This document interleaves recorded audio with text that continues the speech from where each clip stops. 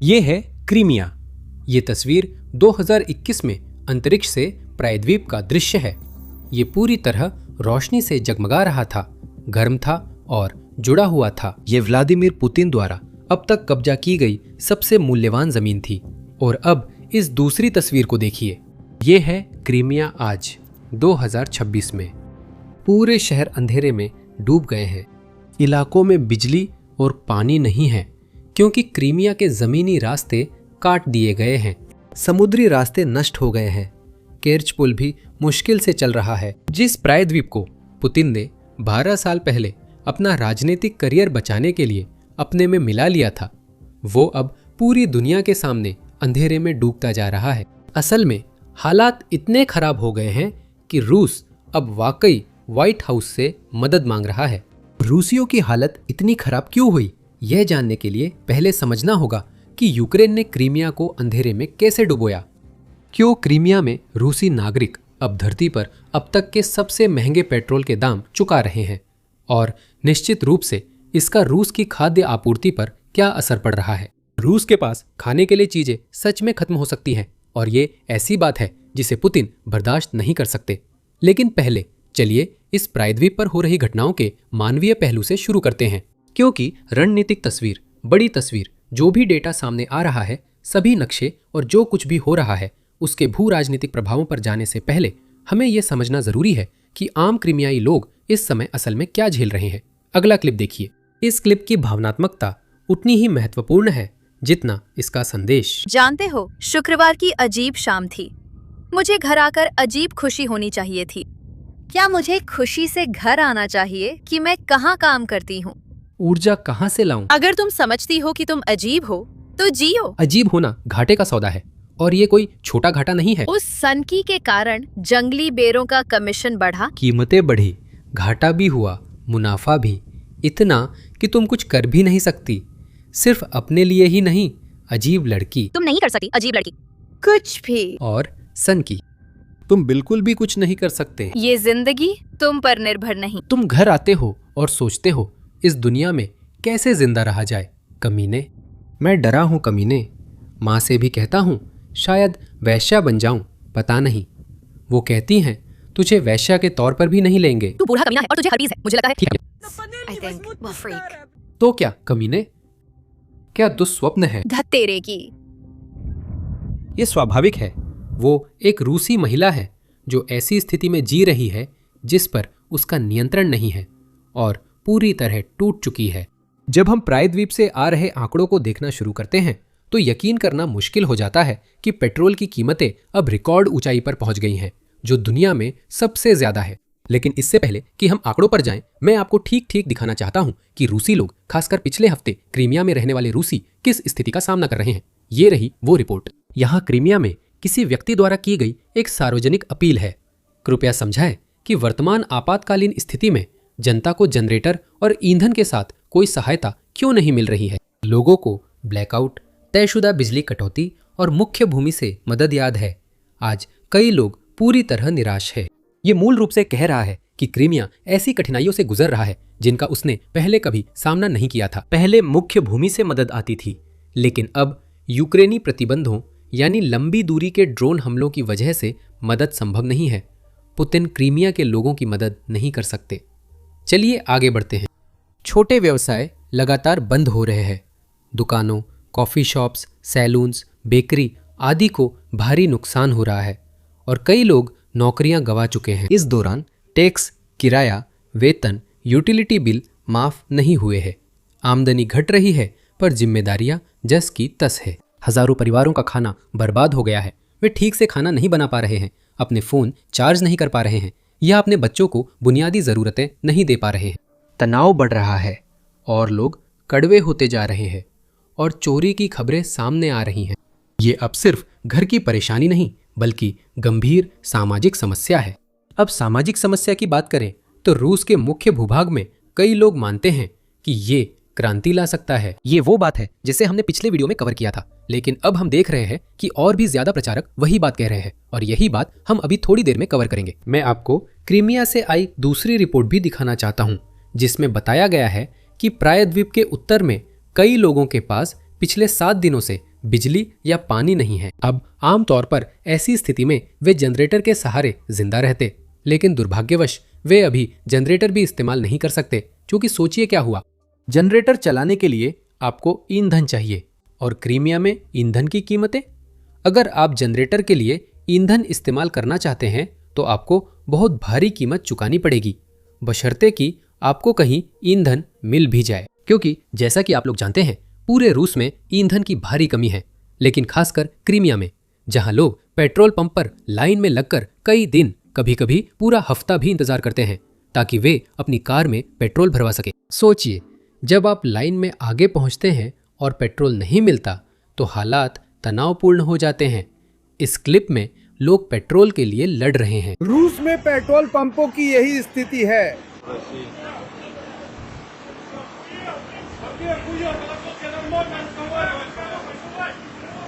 अब तू मुझे क्या देने वाला है? कैसे मदद करूं?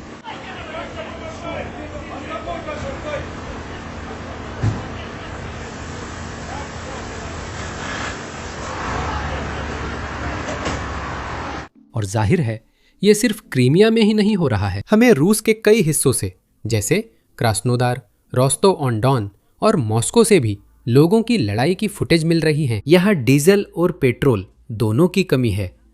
अब क्रीमिया की कीमतों की बात करें तो भाई यकीन करना मुश्किल है। अब ये वो बात है जिसका मैंने अपनी पिछली वीडियो में जिक्र किया था और इस पर कुछ कमेंट्स भी आए थे। अरे, मैं ऑनलाइन देख रहा हूं कि रूस में कीमतें कुछ डॉलर प्रति गैलन हैं। रूस के बारे में ये $15 वाले आंकड़े आपको कहां से मिल रहे हैं? तो सुनिए, इस बार हमारे पास रूसी पेट्रोल पंपों की रूबल में कीमत दिखाती तस्वीरें और वीडियो हैं। फिर हम आपको यह भी बताएंगे कि अमेरिकी डॉलर प्रति गैलन में यह कितना पड़ता है। इसे देखिए। अब यहाँ हमारे पास एक क्रीमियन है जिन्हें एक चल रहे पेट्रोल पंप पर पेट्रोल मिल गया। अब देखिए वो कीमत पढ़ रहे हैं। इस पर लिखा है 330 रूबल प्रति लीटर, जो लगभग $16 प्रति गैलन के बराबर है। यह अमेरिका में अमेरिकियों द्वारा चुकाई जा रही कीमत से 5 गुना से भी ज्यादा है। यह शायद यूरोप में यूरोपियों द्वारा चुकाई जा रही कीमत से 3 से 4 गुना ज्यादा है। और फिर से यह कोई अलग थलग घटना नहीं है, सिर्फ एक तस्वीर नहीं है जिसे मैं बढ़ा चढ़ाकर पेश करने की कोशिश कर रहा हूँ। ये एक और उदाहरण है, एक और स्टेशन है, शायद वही दिन या हफ्ता है। इसमें $17 प्रति गैलन लिखा है। मई से तुलना करें तो यह कीमत लगभग 400% बढ़ी है सिर्फ 6 हफ्तों में। रूस में ईंधन की कमी इतनी गंभीर हो गई है कि दाम मीम स्टॉक से भी तेजी से बढ़ रहे हैं। हमारे पास एक और उदाहरण है, पेट्रोल पंप, जो प्रति गैलन $19 ले रहा है। अब अगला क्लिप ध्यान से देखें। जब इस क्रीमियन आदमी को पता चलता है कि पेट्रोल पंप पर पेट्रोल की कीमत कितनी है, तो वह मूल रूप से कहता है कि उसके लिए तो वोडका खरीदना ही बेहतर है। जरा सुनिए। नहीं, बिल्कुल नहीं, ये 380 रूबल है। ये बकवास है। मैं सिर्फ जिज्ञासा से मिर्नी पेट्रोल पंप पर रुका और टंकी भरवाई। मेरे पास 2700 रूबल थे और मैं टंकी में लगभग 7 लीटर ईंधन डाल पाया। 380 रूबल दोस्तों, ये मजाक नहीं है। मैंने सच में इतने पैसे दिए। वैसे मुझे नहीं पता वो बिना रजिस्टर किए काम कर रहे हैं या कोई और बेवकूफी है। कम से कम पेट्रोल भरवा सका, ये अच्छा है। दूसरी तरफ दोस्तों 380 रूबल। 1 लीटर पेट्रोल की कीमत 1 लीटर दूध से ज्यादा है। यह वोडका से भी महंगा है। तो मतलब तो आप अल्कोहल पर भी गाड़ी चला सकते हैं। अविश्वसनीय। असल में इस रिपोर्ट के मुताबिक क्रीमिया के लोग दुनिया में सबसे ज्यादा दाम पर पेट्रोल खरीद रहे हैं। हालात इतने खराब हो गए हैं, कुछ पेट्रोल पंपों पर दाम $22 प्रति गैलन तक पहुंच गए हैं। अब जाहिर है ये बहुत महंगा है। अगर हम इसे अलग नजरिए से देखें तो हालात आंकड़ों से भी ज्यादा खराब है। आइए सोचते हैं कि औसत क्रीमियन कितना कमाता है, क्योंकि वही असल में बताता है कि उनके लिए पेट्रोल के दाम कितने महंगे हैं। क्योंकि $22 प्रति गैलन ठीक है, हम इसे समझ सकते हैं, क्योंकि हम में से ज्यादातर जो ये वीडियो देख रहे हैं डॉलर का इस्तेमाल करते हैं। लेकिन क्रीमियन ऐसा नहीं करते, वे रूबल में कमाते हैं। हमें यह भी देखना होगा कि वे कितना कमा रहे हैं। औसत क्रीमियन रूबल में करीब $600 प्रति माह कमाता है। संयुक्त राज्य अमेरिका में औसत आय लगभग $5,600 है।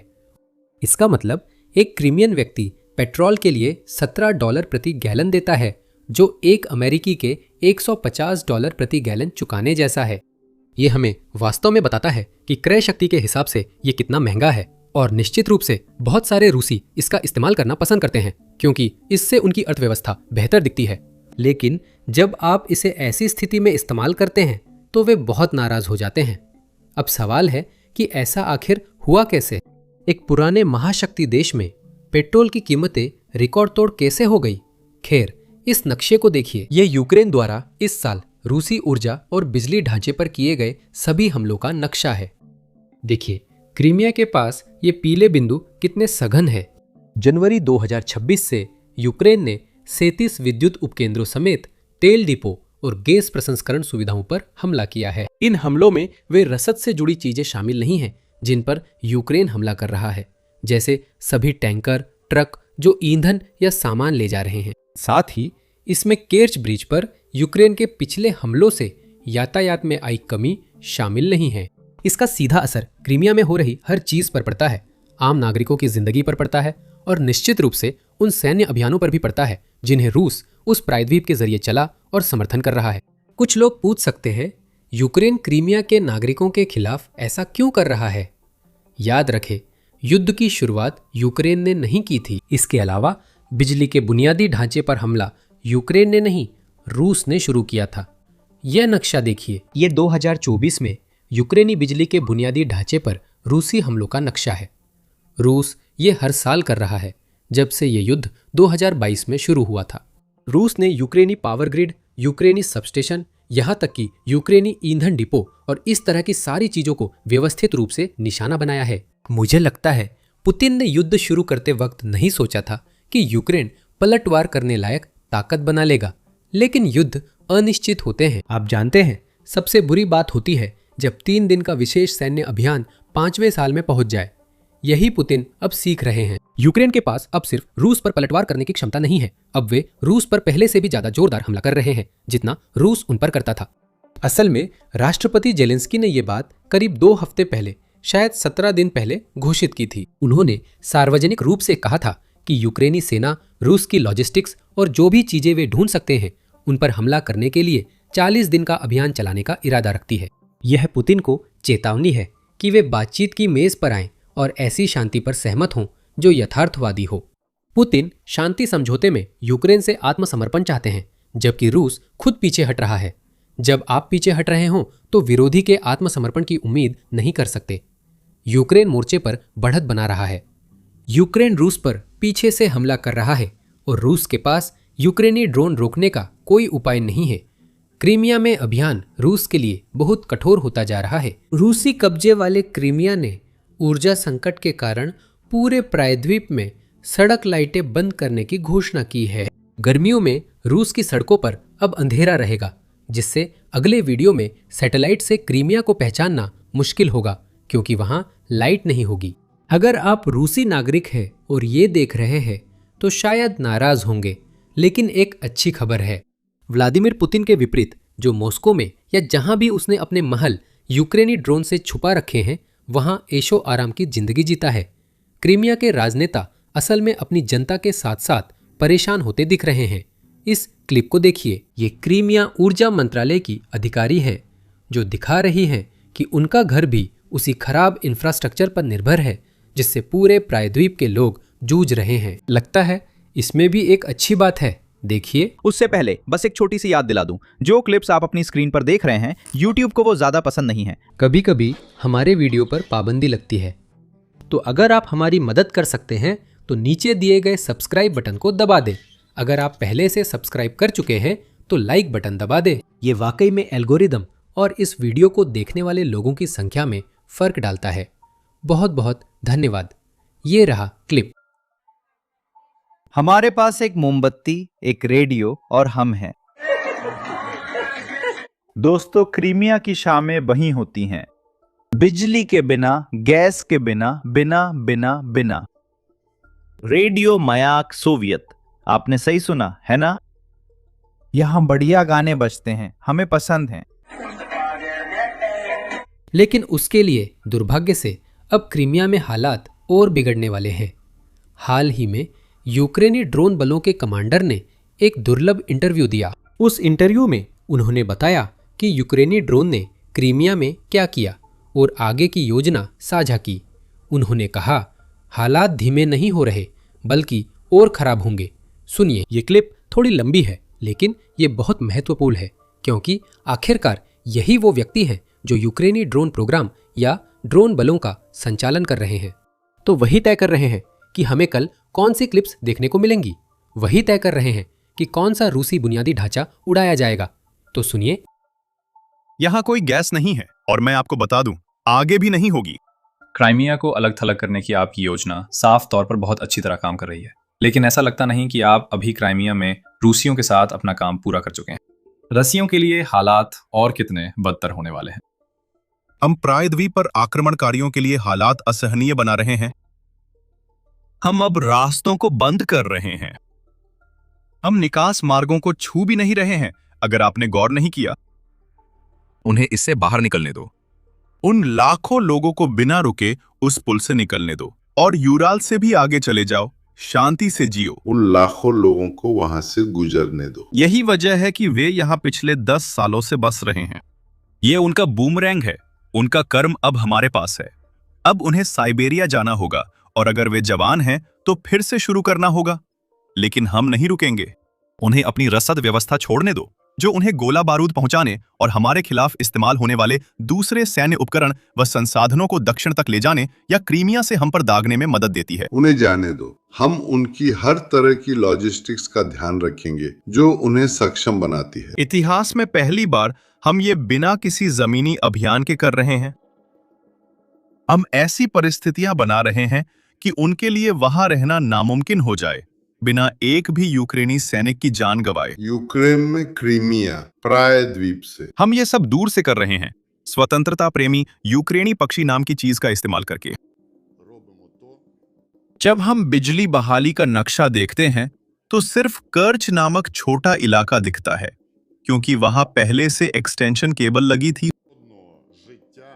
उन्होंने केबल बिछा दी है, लेकिन हम उससे निपट लेंगे। बंद कर दिया गया है दूर से उन साधनों से जिसे कहते हैं स्वतंत्रता प्रेमी यूक्रेनी पक्षी। मैं आपको बता रहा हूं, जब हमने 3 में ही रास्ते में ईंधन ले जा रहे 21 टैंकर जला दिए हैं तो 72 और 121 को भी जला देंगे। 221 जितने भी होंगे हम सबको जला देंगे। ये तो बस वक्त की बात है।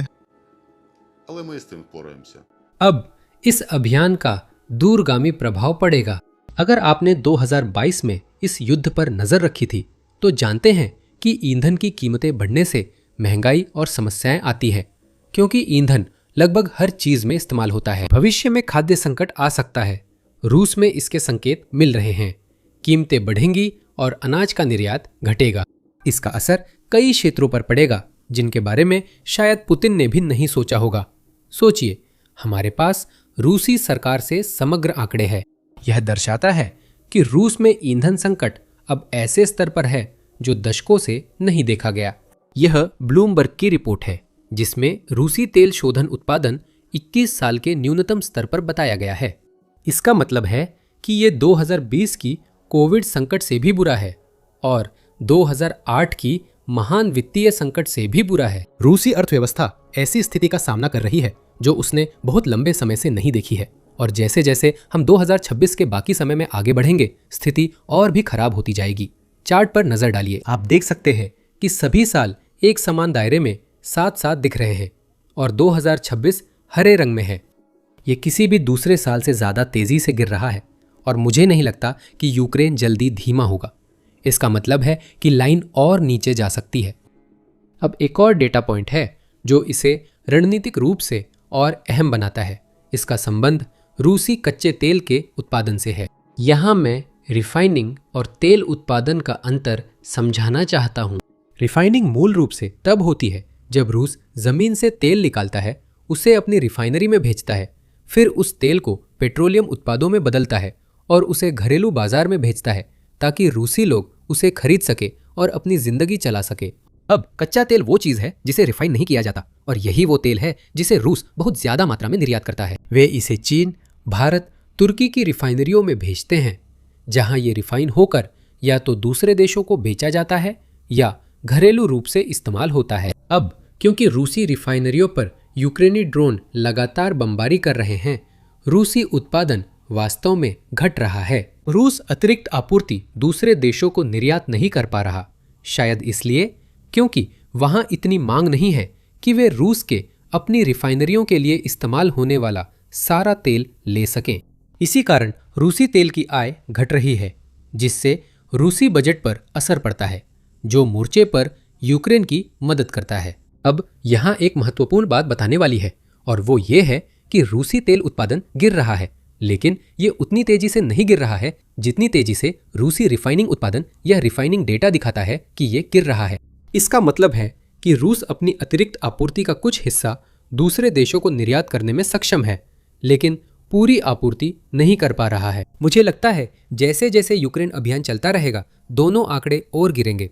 हमें याद रखना चाहिए कि यूक्रेन ने भी अभियान का दायरा बढ़ाया है और अब वे सिर्फ रिफाइनरियों को नहीं, अन्य ठिकानों को भी निशाना बना रहे हैं। पिछले 5 दिनों में उन्होंने रूसी टैंकरों को भी निशाना बनाना शुरू किया है।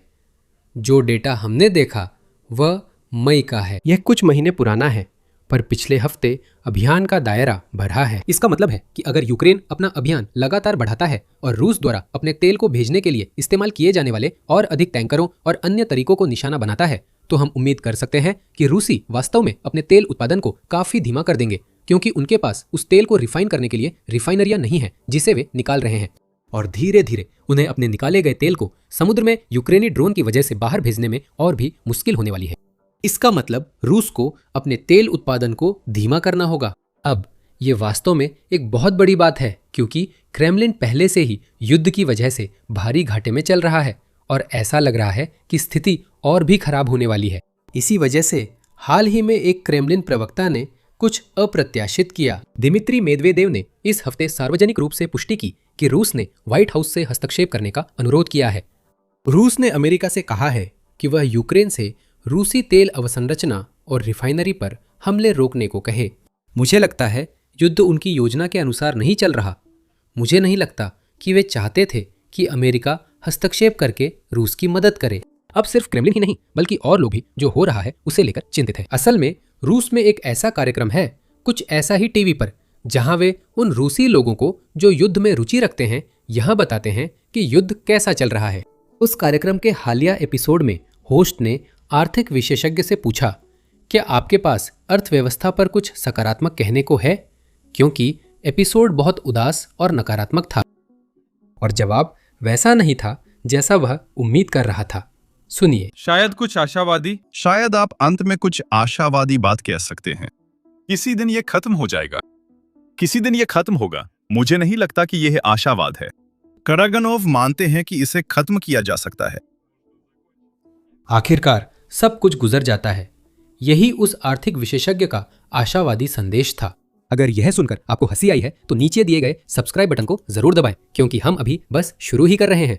अब इससे मुझे एक कहानी याद आ गई जो मेरे माता पिता मुझे सुनाया करते थे। मुझे नहीं पता यह भारतीय या गुजराती कहानी है, जो भारत की उपसंस्कृति है। कहानी यह है, एक राजा ने अपने सबसे बुद्धिमान सलाहकार से कागज पर एक ही संदेश लिखने को कहा। इस संदेश का नियम था कि वह राजा को दुखी होने पर खुश और खुश होने पर दुखी कर दे, ऐसा जो हर हाल में लागू हो, सार्वभौमिक हो। सलाहकार बहुत देर तक सोचता है और फिर वह लिखता है, यह भी बीत जाएगा। खैर, यही बात अब कुछ रूसी प्रचारकों को महसूस हो रही है। वे इस दौर से गुजर रहे हैं, लेकिन वे सच में उम्मीद कर रहे हैं कि यह बहुत जल्दी बीत जाएगा। अब दुर्भाग्यवश हर कोई इस तरह की भावना से सहमत नहीं है। असल में कुछ लोग खुलकर क्रांति की बात कर रहे हैं, खासतौर पर एक ऐसी क्रांति की जो रूसी युवाओं से आएगी, जो इस बात से खुश नहीं है कि अर्थव्यवस्था कैसे चलाई जा रही है, देश कैसे चलाया जा रहा है। और वे खासतौर पर इस बात से खुश नहीं है कि सारे बुजुर्ग लोग देश चला रहे हैं। ये आलोचना कई जगहों पर लागू हो सकती है, लेकिन रूसी लोग इसे जोर से बोल रहे हैं। सुनिए। मैंने हाल ही में टिकटॉक पर सक्रिय कुछ युवाओं से बात की। मैं तुरंत कह दूं कि मैं खुद टिकटॉक का इस्तेमाल नहीं करता। मुझे सच में लगता है कि उन्होंने मुझसे कहा कि उन्हें यह बहुत गहरा एहसास हो रहा है कि रूस में सब कुछ वाकई बहुत बहुत बुरा है। रूस में सब कुछ बहुत बुरा है। बस सब कुछ खत्म हो गया है। हुकूमत में कुछ हो रहा है। यहां तक कि साफ क्रांतिकारी संकेत हैं कि कुछ करना जरूरी है। मैंने उनसे पूछा कि यह कहां से आ रहा था और क्या हुआ था। उन्होंने कहा कि सचमुच पिछले 1-2 महीनों में टिकटॉक पर हमारे ही यूजर्स की पोस्ट से भर गया है कि सब कुछ कितना बुरा है। यहाँ ये बहुत जरूरी है। ये बहुत महत्वपूर्ण है। जब सब कुछ अपने ही हाथों से किया जा सकता है तो आपको पश्चिमी राजनीतिक रणनीतिकारों के किसी उकसावे की जरूरत भी नहीं है। सब कुछ खुद किया जा सकता है। टिकटॉक पर आम युवाओं में यह भावना बनती है कि देश खत्म हो गया है। टिकटॉक पर युवा लड़कों में है ना कि देश में सब कुछ खत्म हो गया है। मुझे पता है कुछ लोग इसे गंभीरता से नहीं लेंगे, लेकिन अंदाजा लगाइए इसे गंभीरता से कौन ले रहा है? खुद पुतिन। स्क्रीन पर रिपोर्ट देखिए। रूसी अभियोजक अब रूसी नागरिकों पर आपराधिक मामला चला रहे हैं क्योंकि उन्होंने यूक्रेनी चैनलों को टेलीग्राम स्टार्स भेजे। मैं बताता हूं कि ये क्या है। टेलीग्राम स्टार्स असल में टेलीग्राम के लिए इन ऐप करेंसी है जो एक मैसेजिंग प्लेटफॉर्म है। बहुत से लोग टेलीग्राम का इस्तेमाल कर रहे हैं ताकि वे जान सके कि मोर्चे पर क्या हो रहा है। मैं खुद भी। मैं कुछ ऐसे टेलीग्राम चैनल्स को फॉलो करता हूं जो दोनों पक्षों की सेना से जुड़े हुए हैं। कुछ यूक्रेनी टेलीग्राम चैनल्स हैं, फिर बेशक कुछ रूसी टेलीग्राम चैनल्स भी हैं। मुझे लगता है कि रूसी नागरिक भी यही करते हैं। वे रूसी चैनल्स को फॉलो करते हैं और यूक्रेनी चैनल्स को भी फॉलो करते हैं। खैर, इन नागरिकों में से कुछ ने वास्तव में स्टार्स भेजे हैं जिनके लिए उन्होंने कुछ खबरों पर प्रतिक्रिया देने के लिए पैसे दिए हैं। व्लादिमीर पुतिन इससे खुश नहीं है, इसलिए इन नागरिकों पर रूस में देशद्रोह का आरोप लगाया गया है। कुछ लोग सोच रहे होंगे, क्या टेलीग्राम रूस में बैन नहीं है? जानते हैं क्या, ये बैन है, लेकिन आप वीपीएन का इस्तेमाल करके आप जानते हैं टेलीग्राम खोल सकते हैं। हम जिस मामले की बात कर रहे हैं, ऐसे कई मामले हैं जहां रूसी अभियोजक सिर्फ किसी संदेश पर प्रतिक्रिया देने के कारण लोगों के पीछे पड़ रहे हैं। ये मामले 2025 और 2024 में हुई घटनाओं से जुड़े हुए हैं। वे इतिहास देख रहे हैं और मैसेजिंग ऐप पर प्रतिक्रिया के लिए लोगों पर आरोप लगा रहे हैं। और फिर जाहिर है हमारे पास क्रेमलिन के प्रवक्ता पेस्कोव खुद है जो युद्ध के बारे में अपनी बात बदल रहे हैं। अब वे इसे सिर्फ एक विशेष सैन्य अभियान नहीं बल्कि आधिकारिक तौर पर युद्ध कह रहे हैं। और वास्तव में हाल ही में उनसे पूछा गया कि उन्होंने जो शब्दावली इस्तेमाल की है उसमें बदलाव क्यों किया। उनका जवाब आपको चौंका सकता है। सुनिए, क्लिप बहुत छोटी है। तो एक तरफ रूस को रखते हुए और कीव शासन के साथ साथ कई यूरोपीय देशों को रखते हुए, साथ ही अमेरिका जो आपूर्ति कर रहा है, यूक्रेन को लाखों टन हथियारों की आपूर्ति कर रहा है। ये क्या है? अब ये कोई ऑपरेशन नहीं है, ये युद्ध है। ये एक पूर्ण पैमाने का युद्ध है। मैं पेस्कोव जितना नहीं पीता, शायद वह नशे में चीजों को वैसे देख रहा है जैसे मैं नहीं देख रहा। 5 साल के युद्ध में मैंने यूक्रेन में नाटो का एक भी हताहत नहीं देखा, लेकिन उत्तर कोरियाई हताहत और ईरानी मिसाइलें देखी हैं। मैंने चीनी ड्रोन देखे हैं जिन्हें रूसी इस्तेमाल कर रहे हैं। क्या यह सिर्फ रूस और उसके सहयोगी बनाम यूक्रेन और उसके सहयोगी हैं? अब जब यूक्रेन रूस पर पलटवार कर रहा है, रूस को यह अनुचित लग रहा है, जबकि पुतिन ने ही यह विशेष सैन्य अभियान शुरू किया था। अब यह हमें उस मुद्दे पर लाता है जिसे पश्चिमी मीडिया अक्सर नज़रअंदाज करता है, और यह खाद्य संकट से जुड़ा है, जो आमतौर पर ईंधन संकट के बाद आता है। जब भी तेल की कीमतों में समस्या आती है तो वह आमतौर पर इंसानी जीवन की हर चीज को प्रभावित करती है। लोग भूल जाते हैं कि डीजल कृषि के लिए बहुत जरूरी है, सेना के लिए भी जरूरी है, लेकिन वह अलग विषय है। आज आइए बात करते हैं कि अगर आप किसान हैं तो लगभग हर काम के लिए आपको अपने उपकरण चलाने के लिए डीजल की जरूरत होती है। और सोचिए क्या रूसी किसान इस बारे में बहुत खुले तौर पर बात कर रहे हैं, क्योंकि मेरा अनुमान है कि रूस में अभी कटाई का मौसम है और उनके पास ज्यादा समय नहीं है, क्योंकि सर्दी आने वाली है। मान लीजिए 2 महीने में, शायद उससे भी कम समय में। तो रूसी किसान कह रहे हैं कि देखिए, अभी के ईंधन के दामों के हिसाब से हमें कोई मुनाफा नहीं होगा। इसका मतलब है कि अगर सरकार हमारी मदद नहीं करती तो हम फसल की कटाई ही नहीं करेंगे। इस क्लिप को सुनिए। मैंने फिर से अपने लोगों से बात की। आज मैंने फिर चेरोपानोवो के किसानों से बात की। जानते हैं उन्होंने क्या बताया? वीना, अगर डीजल 100 रूबल प्रति लीटर हुआ तो हम कंबाइन नहीं चलाएंगे, फसल जमीन पर गिरने देंगे। अब मेरा सवाल है, क्या आप किसानों के लिए सस्ता ईंधन मांगने में हमारा साथ देंगे? क्योंकि अगर हमारे खर्चे ऐसे ही बढ़ते रहे तो हमारे पास दाम बढ़ाने के अलावा कोई चारा नहीं रहेगा और आखिर में आपको ही इसकी कीमत चुकानी पड़ेगी। मैं एक पशुपालक किसान हूँ, तो मैं इस पूरी कड़ी के बीच में फंस जाता हूँ। अगर फसल उगाने वाले किसानों को इतनी कीमत पर डीजल खरीदना पड़ेगा तो उन्हें अपने अनाज के दाम बढ़ाने ही पड़ेंगे। इसी कारण उसे अनाज महंगा करना होगा। मैं तो पशुपालक हूँ। मुझे पता है मैं अपने मांस और डेयरी उत्पाद महंगे नहीं बेच सकती क्योंकि लोगों के पास पैसे नहीं है। तो मेरे पास क्या चारा है इसलिए तो कि मैं अपने झुंड को कम कर दूं और सिर्फ अपने लिए ही पर्याप्त रखूं। अनाज उगाने वाले किसान को भी वही समस्या का सामना करना पड़ता है। मैं उससे 15 से 18 टन अनाज खरीदती थी, अब शायद मैं सिर्फ 5 खरीदूं। मान लीजिए केवल 5। फिर वो सोचने लगता है मुझे महंगा डीजल खरीदने के लिए कर्ज में क्यों जाना चाहिए अगर बाद में मैं अपना अनाज बेच भी नहीं पाऊं। मेरे पास तो बस कर्ज ही रह जाएगा। यही वो चेन रिएक्शन है जिसका हम सामना कर रहे हैं। मेरी राय में कृषि मंत्रालय गलत चीजों पर ध्यान दे रहा है। ये किसानों के लिए समर्थन नहीं बल्कि फंदा है। किसानों के लिए गले में फंदा है। और फिर से जैसा कि मैंने पहले कहा था, ये कोई अलग थलग घटना नहीं है। हमारे पास और भी किसान हैं जो यही बात कह रहे हैं, अगर ईंधन नहीं है तो फसल नहीं होगी। इसका असर कृषि के अन्य पहलुओं और बेकरी पर भी पड़ता है, क्योंकि फसल न होने पर अनाज नहीं मिलेगा। इसका मतलब है कि आप अपनी गायों या किसी भी दूसरे पशुओं को कुछ भी नहीं खिला सकते, और इसका मतलब है कि बेकरी में न तो मांस होगा और न ही दूध। ये वही है जो हमने 2022 में रूस के 3 दिन के विशेष सैन्य अभियान की शुरुआत पर देखा था। ईंधन संकट केवल कार की नहीं बल्कि वैश्विक खाद्य आपूर्ति श्रृंखला की समस्या बन जाता है। रूस और यूक्रेन को वैश्विक दक्षिण के बड़े हिस्से का अनाज भंडार माना जाता है, जहां से एशिया और अफ्रीका के कई देश अनाज लेते हैं। इसका मतलब है कि जब ये देश परेशान होते हैं तो उनकी परेशानी बाकी देशों में भी फैलती है। इसीलिए 2022 में हमने श्रीलंका को ढहते देखा। श्रीलंका में एक क्रांति हुई थी, बाद में बांग्लादेश में भी एक क्रांति हुई थी, पाकिस्तान में भी एक क्रांति हुई थी, अफ्रीका के साहेल बेल्ट में भी एक क्रांति हुई थी। कई देशों में जब लोग खाना नहीं खा पाते तो वे बहुत बहुत गुस्सा हो जाते हैं। रूस में खाद्य महंगाई बढ़ रही है और जल्द ही अन्य देशों तक भी पहुंचेगी। रिपोर्ट आपकी स्क्रीन पर है। रूसी समाचार स्रोतों के अनुसार रूस में सब्जी और मांस की कीमतें इस हफ्ते तेजी से बढ़ी है और डीजल की कमी से आने वाले हफ्तों में ये रुझान और बढ़ सकता है। अब जैसा कि आप लोग जानते हैं, यूक्रेनी अभियान तब तक जारी रहेगा जब तक पुतिन बातचीत की मेज पर नहीं आते और एक उचित शांति समझौते के लिए सहमत नहीं होते और मोर्चे पर वास्तविकता को स्वीकार नहीं करते। यूक्रेनी हमलों की क्लिप से पहले मैं आपको एक मजेदार चीज दिखाना चाहता हूँ। यह मास्को के जर्मन दूतावास से आ रहा है, जहां वे हालात देख रहे हैं।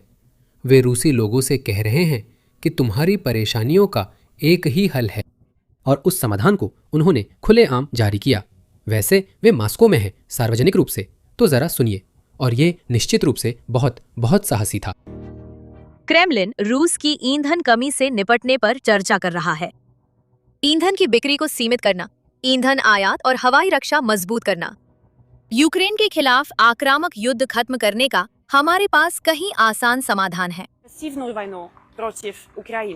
इस बीच यूक्रेनी लंबी दूरी के हमले रूसी बुनियादी ढांचे पर पिछले कई दिनों से हर रात जारी है। जैसा कि आप जानते हैं, YouTube ऐसे फुटेज पसंद नहीं करता जिसमें चीजें नष्ट या उड़ाई जा रही हो, जैसा कि युद्ध में होता है। हम तीव्र विश्लेषण मेंबर्स सेक्शन में लेंगे ताकि YouTube की मोनेटाइजेशन या एल्गोरिदम की चिंता न हो। अगर आप चैनल को सपोर्ट करना चाहते हैं और रूस पर हर हमले का विश्लेषण देखना चाहते हैं तो नीचे दिए ज्वाइन बटन या basicsinsider.com पर जाकर मेंबर बन सकते हैं। आपका समर्थन ही हमें इस युद्ध को ईमानदारी से कवर करने की आज़ादी देता है, बिना इस चिंता के कि कौन सी खबर विज्ञापनदाताओं के लिए अनुकूल होगी और कौन सी नहीं। ये पहला क्लिप है जो रूस से हाल के महीनों में आया सबसे लोकप्रिय क्लिप है। मुझे यकीन है कि आप में से कई ने इसे देखा होगा। ये सोशल मीडिया पर अरबों बार देखा गया, जिससे इसकी नाकामी दिखती है। देखे। जिंदा हो, सब जिंदा है। दिखाओ ताकि क्या गाड़ी गाड़ी गाड़ी। चुप रहो। क्या वो जिंदा है? हाँ। अब ये हमारे लिए बस मजाक है। मुझे असल में क्या हुआ पता नहीं, लेकिन खुश हूं कि कोई घायल या मरा नहीं। देखो, मुझसे बहुत सी चीजें छूट रही हैं जो किसी पेशेवर से नहीं छूटेंगी। इसीलिए हमारे पास पूर्व नेवी सील चक फार आते हैं और इन क्लिप्स में क्या हो रहा है उसे समझाते हैं। चलिए उनकी एनालिसिस सुनते हैं। अब ये वो चीज है जो वो हर हफ्ते करते हैं और कभी कभी हफ्ते में कई बार भी करते हैं, लेकिन दुर्भाग्यवश हम उनकी एनालिसिस मुख्य चैनल पर नहीं दिखा सकते, क्योंकि जैसा कि आप जानते हैं ये विज्ञापनदाताओं के लिए अनुकूल नहीं है। वो बताते हैं कि रूसी सैनिक क्या गलत, यूक्रेनी सैनिक क्या सही कर रहे हैं और ड्रोन युद्ध की रणनीति वास्तविक समय में कैसे बदल रही है। हर एपिसोड में युद्ध तकनीकें दिखाई जाती हैं जिन्हें YouTube तुरंत डीमोनेटाइज और सीमित कर देता है। इसीलिए हम इसे सिर्फ मेंबर्स के लिए जारी कर रहे हैं, क्योंकि वहां एल्गोरिदम की भूमिका नहीं होती। मैं यहाँ एक PSA देना चाहता हूँ, क्योंकि चक हमेशा ध्यान रखते हैं कि वो बाद में बैठकर हवाई आलोचक ना बने और इसे हर बार साफ बताते हैं। स्टूडियो की सुरक्षा में बैठकर आलोचना करना बहुत आसान है, लेकिन जब आप युद्ध के मैदान में खाई में खड़े होकर जीवन और मृत्यु के फैसले ले रहे होते हैं तो वो बिल्कुल अलग होता है। चक इसका सम्मान करते हैं, इसीलिए उनकी विश्लेषण शैली ट्विटर पर बैठे अनगिनत हवाई सैन्य विश्लेषकों से अलग लगती है। अब मैं आपको दिखाता हूं कि वो इस क्लिप पर क्या कहते हैं। इसे देखिए दोस्तों, जरा देखो अब मैं क्या करता हूं। ठीक है, तो ऐसा क्यों हुआ? ठीक है, मुझे उस आदमी को श्रेय देना होगा। देखो, जैसे ही वो बंदूक घूमी उसने झुककर बचाव किया। और हम फिर देखेंगे कि बाद में उसकी प्रतिक्रिया एकदम क्लासिक है। लेकिन ऐसा क्यों हुआ?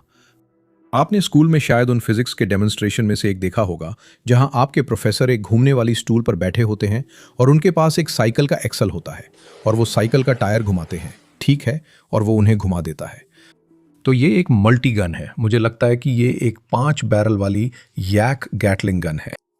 हाँ, इसे इलेक्ट्रिक मोटर से घुमाया जाता है। यही जायरोस्कोपिक मूवमेंट इस आदमी को घुमा रहा है। देखो, जब वो झुकता है यह आदमी बाहर की ओर फेंका जाता है। देखो, जब वो ऊपर आता है। ठीक है, उसे नहीं पता वो आदमी कहाँ है। ये क्या, वो आदमी गायब हो गया, है ना? रुको, क्या उसके सिर के ऊपर गोली थी? हाँ, देखो, इसने उसकी दुनिया हिला दी यार। मैं कभी गैटलिंग गन के सामने खड़ा नहीं हुआ, मैं हमेशा उनके पीछे ही खड़ा रहा हूं। वो ऐसा होगा जैसे अपना सिर किसी में डालना, जानते हो, जैसे M80 निकलना। तो वही है, ये है जायरोस्कोपिक मोशन का बुनियादी पार्ट। देखो, अभी भी घूम रहा है। हाँ, उनके पास 360 डिग्री फायर सुपीरियरिटी है सैम, कमाल है। उसने फायरिंग इसलिए रोकी क्योंकि वो आदमी उड़ गया, ट्रिगर नहीं छोड़ा था। उसने ट्रिगर से उंगली हटा ली। ये भी उन्हीं अजीब चीजों में से है। कभी कभी M60 या 240 मशीन गन अपने आप फायर करने लगती हैं। आप ट्रिगर दबाते हैं तो ये फायर करती है, उंगली हटाते ही रुक जाती है। लेकिन कभी कभी अगर आपने बहुत ज्यादा फायर किया है तो गन इतनी गर्म हो जाती है कि गोलियां जब चेंबर में जाती हैं तो वो इतना गर्म होता है कि खुद ही फायर हो जाती हैं। तो आप वहां बैठे हैं और पहली बार ऐसा कर रहे हैं। आप ट्रिगर से अपनी उंगली हटाते हैं और फिर भी वो चलती रहती है। आप सोचते हैं आपको बस शांत रहना है और फीड बेल्ट में हाथ डालकर उसे अपनी ओर खींचना है, जिससे लिंक टूट जाते हैं। आप उसके साथ जो हुआ उससे बचने की कोशिश करते हैं, है ना?